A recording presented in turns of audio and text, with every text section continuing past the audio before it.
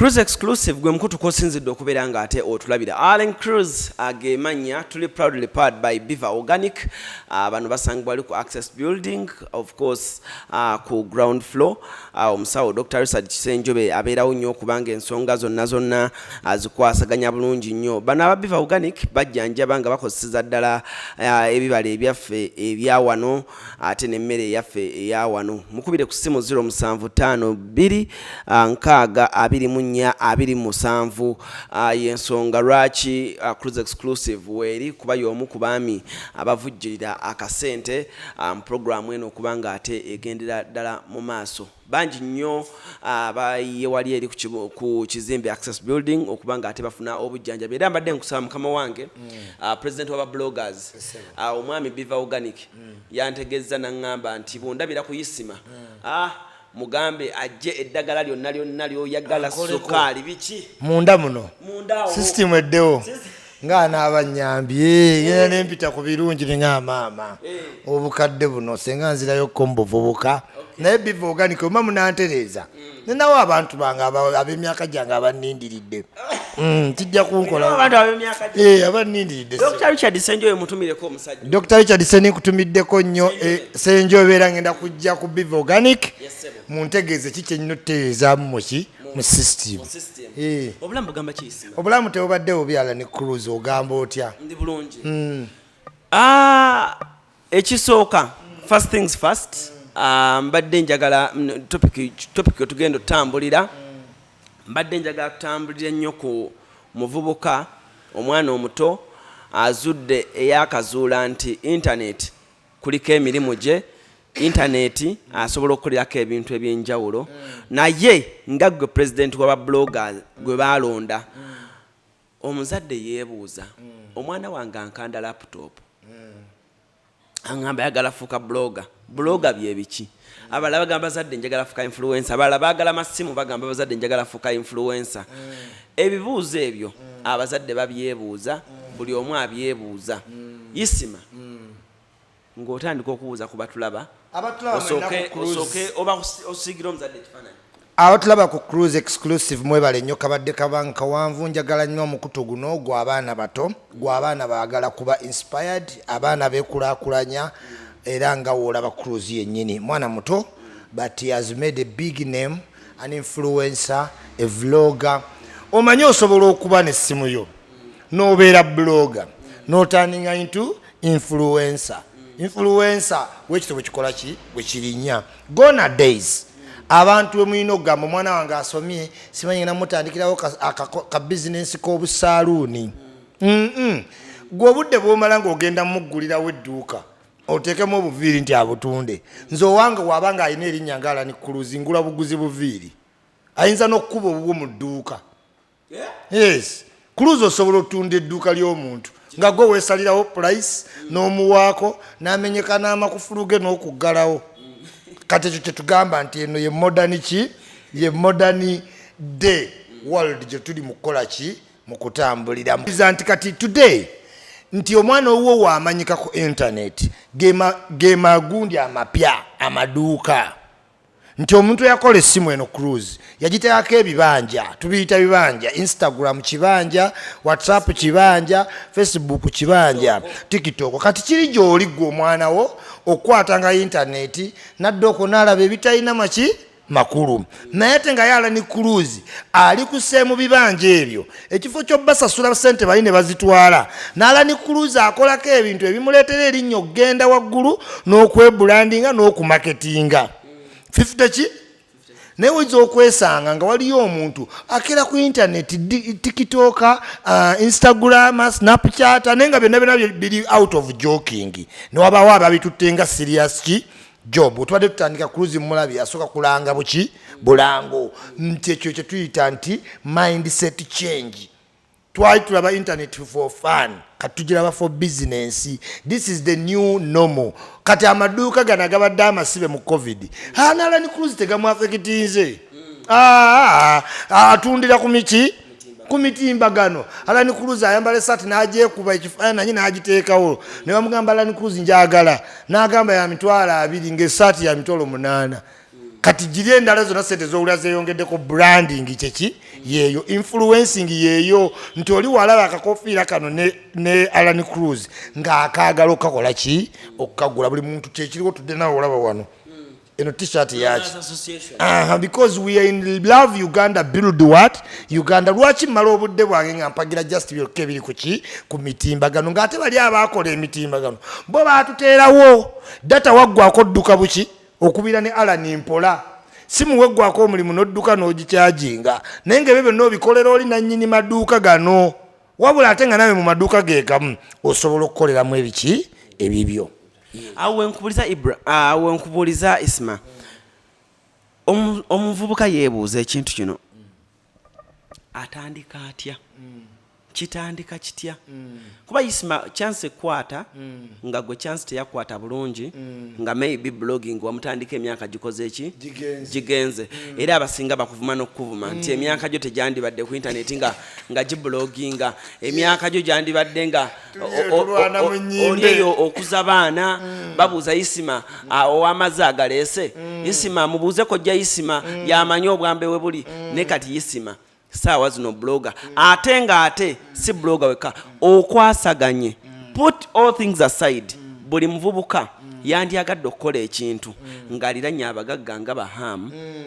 abagagga abalala mention them abagagga bonna abagagga Kirumira Hamu Ajuma Lukatongolo wa UK Moro nkugamba ni nkulekera ni bajeno sale bagagga bo mu kibuga bonna bannanyini jumi abagagga abato bonna bakwano bani bange nakutegedde batya ku internet kati kiri kyolese nti abantu bagamba Isima oli muntu mukulu tewandibadde ku internet tebankoya abaana baki bato this is the new normal kyoyango gakato yakyagamba ebyo ali mukiri nga otulaga ali mwana logo kuba ne wakubadde nga kojjawo ku nnyimbe gwe muyino ttuma era okwangu okugenda tumira ku internet nti alabe nsindikira anko Musaka emoji emulaga nti leeta amasigiri byonna bigenda kubeera ku ki so n'olwensonga eyo njagala kugamba nti teweereka mabega n'okuziika n'emabugo soon wagenda kujja Facebook token nga tugiguza n'ebintu e Japan nga tokyasindika ssente Mark Zuckerberg ali mugikolako nalabye ali mu kukyusa na mutimbagano yes kubanga kati tugenda tuka nga token ya Facebook eri worth milioni 10 ng'omuntu gyakuweereza n'otikka ebimmotoka n'ejja Kampala. So abantu njagala bagamba appreciate the new normal buli wawulira omuntu ali mu kwebuuza nti Isima oli musajja mukulu okola ki ku internet ng'omanyo yasigadde omulembe gwakoze eki yes gwakulese nga ne Katikkiro kwali ne Ssaabasajja ne Museveni ate n'ogamba Isima gwe kasita olabanga jjajjawo taliiko ne taata omanya yasigadde genda noono aba yasigadde kuba bimuyigiriza biki bizibu. Look at artist of Uganda. Every day we get kimanyi abayimbi be Uganda bazudde nti internet osobola otundirako music bwano mbudde bwa covid abasinga bakolanga abaana abato bali ya mu voice ba Victor Cruz bakapeke ba breakingidde ku TikTok era in Uganda wolabira nti abantu bakyalina very rigid mind Uganda gyosanga omuyimbi ng'agamba nti TikTok y'abaana baki bato kati abamu bakatandika n'okufunayo ki nze nina account ku TikTok nipeza n'abantu 1,000 plus abazzukulu banjagala nnyo tebaagala bayimbi babeera babakwana bukwana banjagala nze ku TikTok nsingako bafaani batulina bafaani nvuganyiza ddala but because nze Isma mind yange eri evolving ndi mukulu naye mind yange nto it must evolve ensi weekola ki weri eno Uganda ina 35 years age below 70 what percent. So if you need to fit in you need to be into the younger generation. Yenkumye nene yubula nenzira buto nasigaza kaddi wabirevunga ntambiza stove wantama nikulimba kuzi but how will you relate ono mwana muto nnyo kunze how do we relate oli taata wange tulabanga connection weri naye gwe tolinaawo connection naye kubanga you are presuming muto tomuwa budde tomuwuliriza tomanyina bitambula actually yalina okubuulira ebikola ki ne kati golowooza olw'okuba bakuza bagamba gwosinga obukulu tonyumya naye n'otambulirawo ndi mukulu ku ggwe ndi mukulu ekale oli mukulu kunze so what ani akumanyi erinnya likira ssente fe tugenda mu maka g'abagagga ne tujooga amaka gaabwe emmotoka lujja lw'amannya ne tuba ne tugenda abo bonna ba Toyota mwanvugaako mu Range Rover nanvuga ani amumanyi Toyota internet ogifunyemu ebyaddala okusinga abavubuka abamu yes njifuniddemu ddala bayirawe njagala mbabule nabadde aluwa nga influencinga hotel ya minister namba bantu tere ba influencer ba Salvador who am I ba Salvador bakoze amaki amanya naliwono Uganda Air yes Uganda Air yampita yes neŋŋamba Alan Cruise tukuwadde trip nakulaba bye bitandise kubanga marketing strategy zikyuse era Uganda Air yaŋŋambye Alan Cruise bw'oyagala okuddayo Dubai kasimu yes ntumiddeko manager Dorin yes mutumiddeko nnyo Dorin kati waliwo engineer Magogo yangamba isima buli national cranes wegenda jagala ompeyo ba blogger bameka basatu buli wegenda kati bangambye minister Anite buli minister wagenda wa economic development and planning investment ngompereza ba blogger aba batamayina kyenkola bagamba nti association njidduse bagidduka lwa butakola ki butamanya one ne woba oli munene kati aba batagijoininga banene as individual nange nga individual sobola okubanze kanga siri muki mu association but what are the benefits bw'obeera omu tosobola ku influencinga government program however big you are kati nze na moving adda mu individual blogging to incorporating bloggers into government parastatus to incorporate kubanga aba blogger ife feeder roads blogger ya feedinga munamawulire ateka mu main stream kati ife ba feeder roads obumanyi eyo gyotasobola tuuka iwabera baani ba blogger now ne tukyusa mindset change okujjawo ebyo vuma kubika kuvoola abantu bitwaziza mu makooti twagala byonna tubikole ki tubijjewo naye abantu tubagamba nti just like any starting industry kuva ku revolution time slave trade bayimbi bitandika bya buvuyo awe nkubuuliza association y'aba bloggers gyokulira UCC egimanyi kimu ekyokubiri singa blogger aba mu buzibu katugambe blogger pako butabo bwanga mawo wa government mulage blogger ali mu buzibu alina storage yakoze giwunye UCC emanyi blog ono kimu blogger bwe registering mu association eno does it mean nti UCC mumanyi blogger alina etteeka erimukkiriza okulanga kyenjogerako kimanyi okulanga obulango kubanga okulanga obulango kitegeeza omuntu oyo awa omusolo omuntu oyo akkirizibwa UCC okulanga oba okitegeera kati blogger mukubira ekifaananyi bw'aba yeegasse ku association okulanga ne UCC bintu bwe bityo bibiri first of all Cruise kankutegeeze eno association eri non profit making nani what non profit making so tukola returns naye tezibeerako misolo nti batukola ki esente tuli bakuyingiza magoba naye mu mirimu gyaffe gye tukola mwe mwesangira nga gavumenti erina kyeyagala tugikole ki tugiyambe kakati kikyogambye ekyokuba obulango abantu okuwa omusolo tekinnaba nnyo kuba kweno association because tetuli money making naye in our line of duty mwe twesanga nga omuntu aleesa akaki akalango ye kayitanga akalango akawadde nze nenkogerako nga isima nampaayo akasiimo okiwulira ako tukotolanga kaki kasiimo naye kati mu association yaffe eno emanyiddwa okuva ku UCC nawuliddeyo abantu abakola video mbu tetuli registered tetuli ki tuli very much registered nti n'ebitongole byolaba wano bya gavumenti gino emisomo gituweebwa kino bakitongole bakita IGG Inspectorate of Government Performance Report 2020 tukkirizibwa mu parliament tuli wamu ne ministry ya ICT nga ye yaggulawo n'eno ki office Cruise okugulawo office mini government nekuweereza state minister kitegeeza ne cabinet yetegedde nti kino kyo kitongole kyabaki kyaba blogger government yayagala okukolagana naffe naye ati first tebayi tubategera bitukola ki byetukola ono awemula ono avuma ono yeyambula ono ajja mu ssaati ono yeewummula nnyindo totegera kituufu kyebakola ki ne tuteekawo kye tuyita office mindset change tukolagane mu kuzimba Uganda n'ebitongole bya gavumenti tetuli nani partizani tulina aba nupu tulina aba depi ne tugamba nga biri byonna biwedde regardless tuli bana Uganda ate no industry tegenda kuddayo maki mabega ezeeko zeki abaana bangi bakola ku TV bakola wane bonna basanganira pelo zaabwe neki kyogamba government ye babuulidde basobola otegeera what is new this is the new normal ekitegeera era obalaba nti abantu beencoparatinga mu kutegeera tuwadde YouTube zimmeka tukulieti nze ba stars bameka nze mbere nga ndaba bana ku TikTok nensanyuko badde ombuzo baba TikTok nayo ba influencer yes omuntu ayinza kulaba mitwalo 18 bali okubalina milioni yes kati gwe ngogamba tamanyiddwa omuyimbi amazeewo emyaka 5 tamanyiddwa nze ichuli mmanyiddwa n'okusinga abayimbi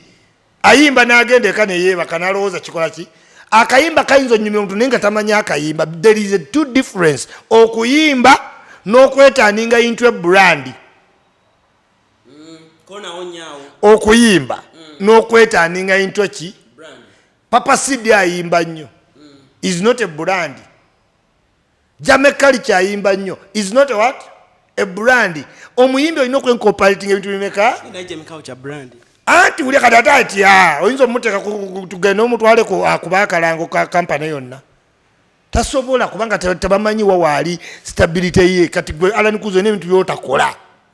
bike rantayiro gyokola ki gyoyina tayina gyakuuma tayina ayimba buyimbi n'alekaawo naye kati Bebe Cool omulaba after music waliwo omuntu gwe bayitaani Bebe Cool naye waliwo abayimbi ng'oyina mulabira ku luyimba okitegedde kati waliyo Chameleone oba ayimbi batakoze eki Juliana amaze emyaka eki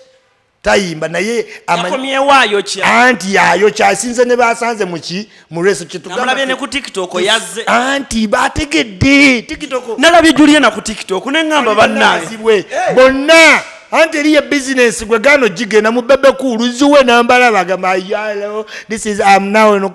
Bobby namulabye ku TikTok anti oluddewo kati bonna ne Bobby ne Bobby ajja jigenda kubanga ziri ze trend Solomon namulabye ku TikTok mulaba na kitegeza nti n'abaana babagamba nti eno internet ye business yes ate nga n'abaana abato naye bakolako ebintu by'amagezi ne ba Solomon ba empowering abaana kati gojjole ngowe mule ne ba Solomon bana abato internet eno mulamwa gwe nyini omuvubuka agenda funa sente kitegeza abaana bagenda tuulanga ewaka bakole oyo subi bwala Bobby bakola kati it is also to what name your father's done lulinga tata wasooka kulima luguudo kumanyi kufuna luguudo William Street okumanyika today no subi akola sente bwala bazali bakola sente tebakola amala takola sente muwala wa Zari naye ku TikTok kwali amala takola sente akola atuwadde n'omulala yes sanga lya mbogo ku TikTok kwana wonyawo wamulabyeko kwali naye kabako batamuyigiza Luganda ayagala twogere naye tutya sanga lya mbogo ajja kubanga ko muntale atogenda yeeyo naye ngo Luganda alumanyi mwogera mu Luganda tubadde ku mulamwa gwa TikTok yes nkulaga nti abantu bonna abaana bonna abaana abato aba influencer baliwa ku TikTok abayimbi ab'amaanyi bonna ensi yonna ate wano omuyimbi olina ate okwegendereza obutakolerawo bye mukolo by'okkunama abawala abakulu eno ku TikTok wali abaana bato nkugambe ba Solomon gye bali ba Alpha ate nga ba inspiringa bannaabwe mu kkube ettuufu mulaba nga atraininga mutabani wa Bobby mu gym okitegeera mulaba Alpha nga ali ku mupiira kati gw'onojja otya omuwala omukulu olina ba foreign soldier sitamye ku TikTok kyafudde abali ku Snapchat ate ne ku Snapchat business gizazze nagenda ku Uganda Airline eyo waliwo omukyala bamwita Claire nkutumiddeko nnyo omukyala oyo alina ekintu kyeyambuza nga ndi mu ofiisi ye yakwasaganya ebyokulanga ku social media biki ebyo omukyala kyava mbuuza platforms Instagram okola otya ne muwa numbers zange nangamba good nenga Facebook ne muwa numbers nangamba good nangamba YouTube ne muwa numbers nagamba good nangamba TikTok Isma nengamba corporate company eri mu A+ wetuukira okumbuuza egenda na namba TikTok eyanguwa n'akantu okawulya TikTok namulisanga ku TikTok Uganda Airline we bambuuliza nti oli ku ticket. Their concern is selling tickets. Abantu tickets bazigulira baana abaana bali kuki? What's trending in the kids? N'oluyimba bw'olutanga ne lutanyumira baana bato ng'oyiiya olulala. Yes, gwe genda olabe ennyimba zonna bolingo malabo bolingo oluyimba ne lutambula nga tolina kyoyagalamu n'eki omuntu omukulu ne bayeta amazina bakwata ku ttaka nga ge gakola ki gegali wakati waliwo agaba kapeke gakunyeenya mutwe ng'abagoba eddalu gegaliwo. But how will you know nga you are avoiding the young ones? You need to associate with the young ones to know. Kyobola nze mukadde amanyi nze nyumya n'abakulu bannange nyumya eki mbozi z'abakombozi ziri ku internet teziriiko nyimba za Sebadduka kweziri kangende n'ebiri ku internet. Kwogendo sibira akabuwa. Yes, kubanga nyumya babirabako ne kati onyumya emboozi za chwa z'abakombozi omwana omugamba aliretinga atya kuba tebiri ku YouTube. On an average omwana singa aba joinize internet bulungi TikTok, Instagram, Facebook, Twitter biki asobola kuŋŋaanya kasente kenkana katya kubiramu omuzadde ekifaananyi akuŋŋaanyiza ddala essente kati olaba nga Snapchat +256 UG Lutakagwa hostinga abantu vice president wange mu diaspora Jumia ani bano bonna Glovo Jumia Sozo Property okitegeera obulango bukola ki bujja omwana ali ku internet asobola okupangisa ennyumba ya miliyoni emu omwezi nga talina buzibu bwonna ng'avuga amafuta ng'agenda gy'ayagala ng'alina kamera ennungi nga ne wolidde agenda. Kati wano mu Yuna bampadde invitation yes Yuna ngenda kwata omwana atalinya kunyonyo wa bloga mugaye genda e Miami. You see okufuna human capital muteeka wamu si sente Museveni tatuwa sente naye akuterawo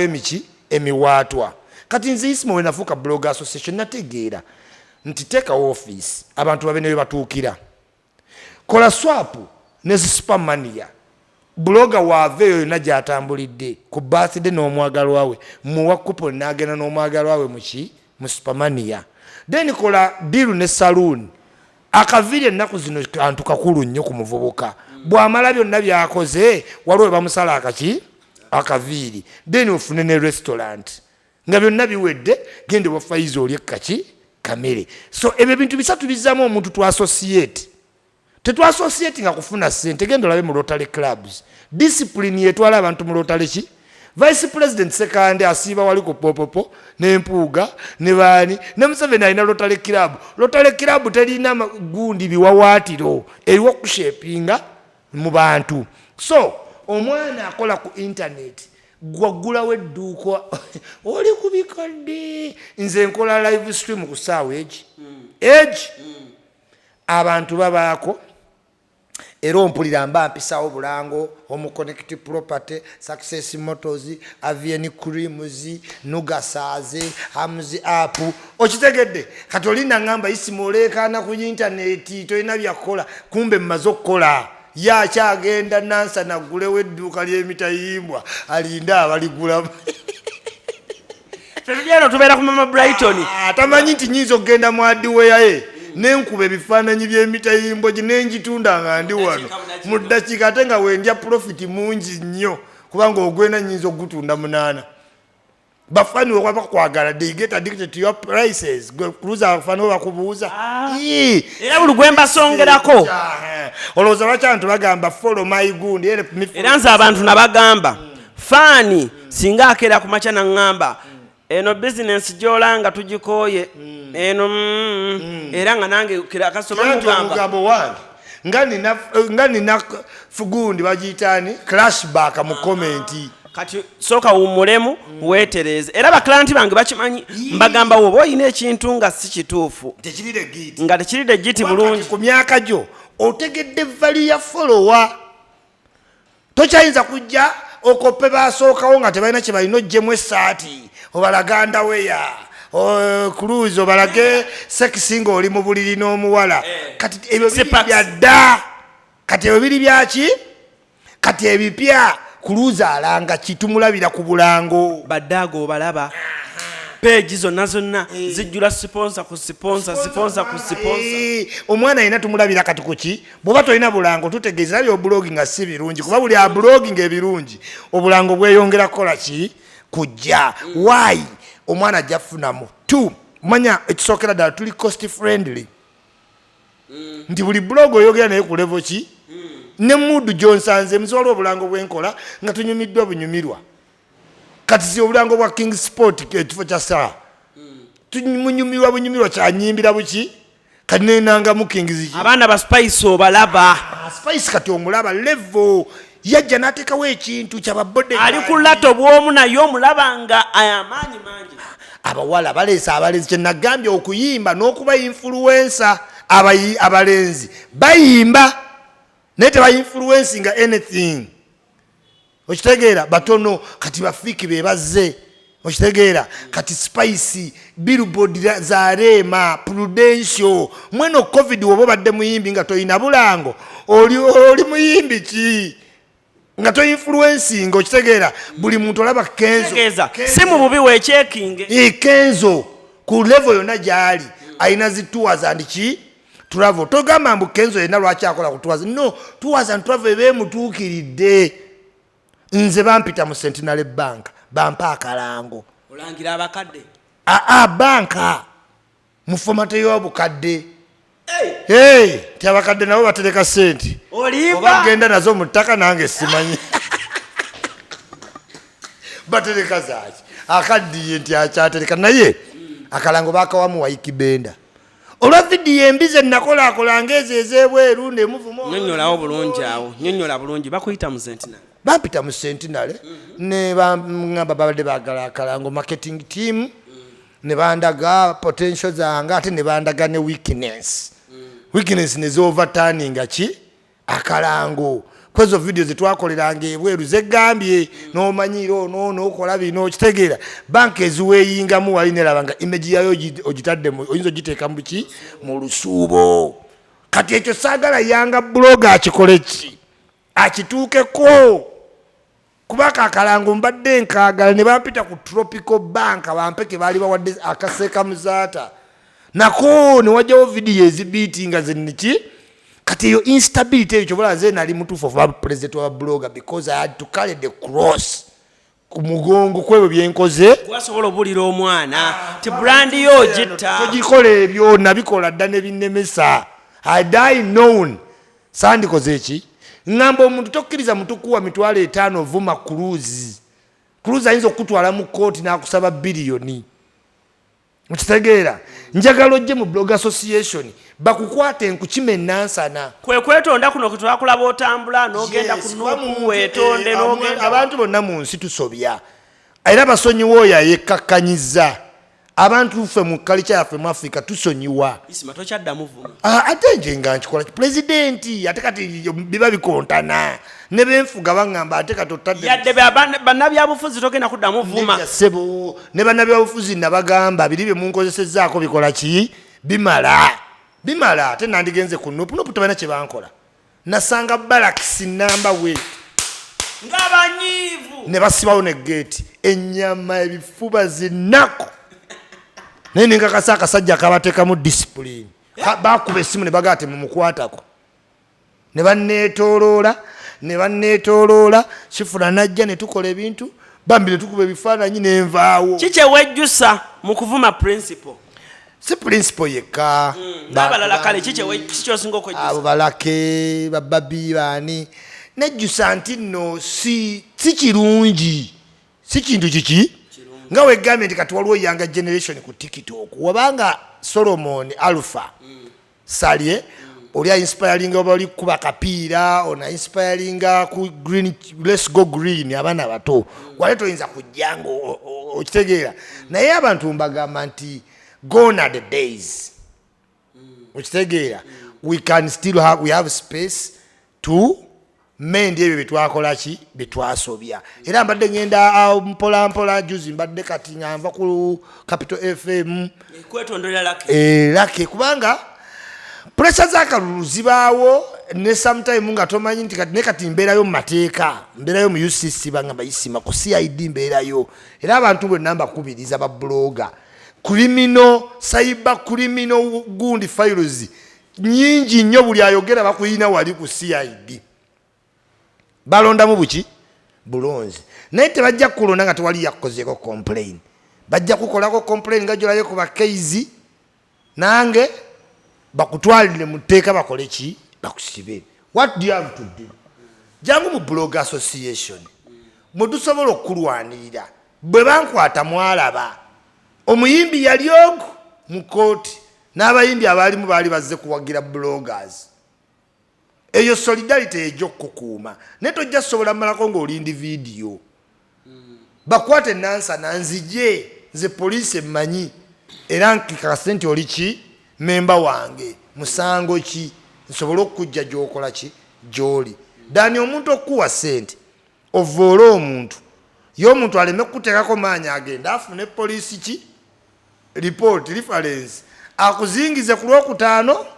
anti oba odda mmande okuva ekitalya okomewo ng'olinga Keizi Wongo wamulaba Keizi Wongo musajja wange muleke naye nga yakomewo nga abaana bamuterawo ti akomewo ba Keizi Wongo ate ne zitugirawo ne programu zaffe ennungi ne zizischeduling. So internet omuvubuka agikozesa atya mu bulungi? Mu bulungi ogikozesa bwoti teweetaaga kuddamu muntu akuvuma ekisinga prompting abantu ze comment z'okukola ki zovuma buli akuwandiika nga avuma gwe sooka appreciating nti awandiika ku wooloyo era kwali okitegeera mulumye by liking the comment however bad nze wenkola isima oli kakadde like anteekawo na mutima kati n'onyiigira ddala mulumi wane ne muvumya ataataddewo mutima isima bw'obeera ne bano abagaggabo bano bahamu kirumira Jumia baani weefaako wekka oba osakira ku baana abalala kubanga ba bloggers abalala obulango kati nga abagagga bamu bw'obeera mu bahamu ba bloggers abalala obulango bwabwe si bulaba ku mitimbagano gyabwe kati abamu ne beebuuza kino weesakira wekka oba ne bana abaana obasakira? Ekintu kirimu ekikuluzi mina association ne twagenda olaba nga tulina gikolamu package ki form ko waliwo omuntu ajja client ng'ayagala mirundi junior mu association yo yonna n'omugaana so abantu mbagamba nsakira bonna era emirimu gye tukola tugikola tutwalayo association nga wegambye face emu tekola ki temala kati ndi kudiringa na ministries zidiringa na ki awola association nesijja kujja nnyonnyole muntu individual nti tugenda funa kino. Let me tell you zino software ziraba zitulimu ne furniture swap deal ya milioni 10 otuwa furniture bino byonna babituwanga bloggers ki in a swap what deal tubene office erabiko obuki obulungi in return tubenga tu promoting abakataleya and candle. Do you get it? So bwete wetukola naye kati bahamu nti abantu agenda ne yerabira nti hamu simulina as a blogger mulina ku personal connection enkolagana kati nze najamisi tuyina ki ajiwumalu tuyina ki aji kirumira chairman kirumira tuyina ki bebe kulu tuyina ki kamiliyoni nti mukulitizinga ate nengera ne mu meetinga so ba blogger abalala mbagamba nti obuzibu bwabwe bali mane hungry omugagga ajja tegeero oba oyagala sente oba oyagala kumanya nje kati wamisi mberayo nambuulirira nangatta n'abantu benyiizizza muweeyo tasiki mugamba aginyamba nzire mbaki mu bantu kati enyambako nangamba kati obuzibu buli wanemwa obuzibu buli kulake naye isima ontwalako ddye w'omugagga Hajji Hamisi Kigundu abaana bankubye olukokola abaana bankubye enkokola eyo lyose ne bakubirayo olukokola twakoze office nete simu yange mulago omwana olubabwe eri gye ngenda okutwala isima onsuubiza nnyo okuntwala ew'omugagga naye abaana bankuze saagala ontwale mu byabangi ngenda kukutwala ngambe ono bamuyita alaniki ate ojja kwewuunya ng'akumanyi yes ojja otegera nti social media yaki y'amaanyi ojja kugenda okulaba eno peegi yange nze ndi civil person wanabadde aluwa ku hotelo ya minisita naye office ziizo ajamisi ze yakoze ziri ku Akurite wali Entebbe office zaffe empya naye namugaa nti aji toyina ngeri gye tujja haja wagira bayani olwaki wa bayani ndowooza ya nange mbale simayina offices ezo ziri ku ki Akurite akazimbe isima ezo office ziri Bulaaya isima totukubaganya ziri ku Akurite omala kuntwalayo isima akazimbe aji akazimba after okulaba abantu bangi nga buli bagenda mu America bagenda ku White House ogimanye ya America kati front view gye yajjawo n'akakola ku office kati twazaawo era onja kutwalawo oleete drone okwate bwoti abantu omanyi bannayuganda tebagamba omanyi babloga bangambye emirundi mingi haja oyo atera okunjogerako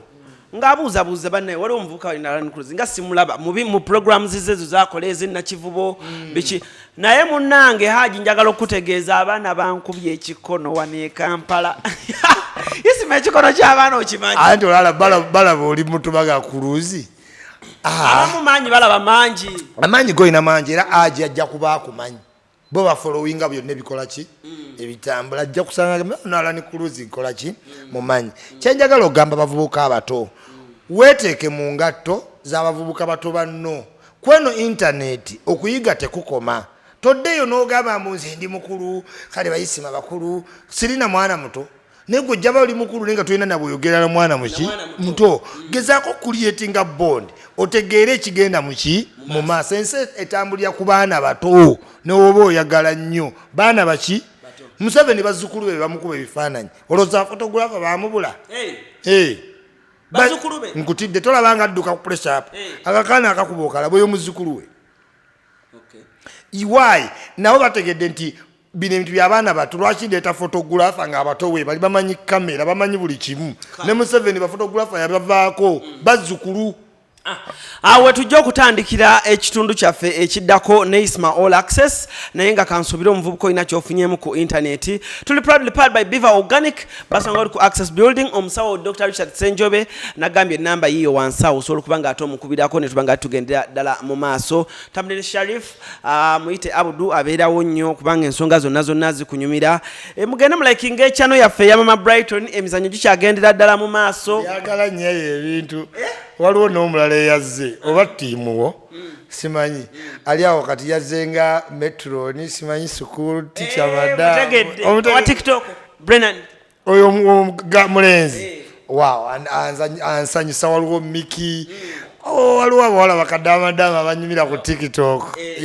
era njagala bagamba ba TikToker nammwe muli b'amaanyi you are part of this is a social media industry ojjidde mu pocket it doesn't matter waliyo kabakaffe bakabaka ba Facebook waliyo balita kagwa bakabaka ba Snapchat waliyo ba YouTube balani cruise waliyo bali abali ku Twitter ba Yugamani ne wabera ya ba TikTok tebagenda ba Miki bali abo bali omukyere balina embe ba Phoebe so it is the new world, embrace it gotofayo boyina abantu basatu abantu abamu ekibamalamu likes tezirinya lunaku lumu zirinya ki kaseera buli muntu gwolaba wana ayina ennyingi yabeerako n'entono just start and multiply zoliko okay kale njagala okuba nga ate mpunzikirano olunaku lwe tuli proudly powered by Beaver Organic bano nga ate be batusaamu ensimbi era nga nyongera okutegeeza muganda wange agenda sabidde n'azaala awe tugenda okudda kale njagala basubira n'olunaku lwaleero musule bulungi mweraba.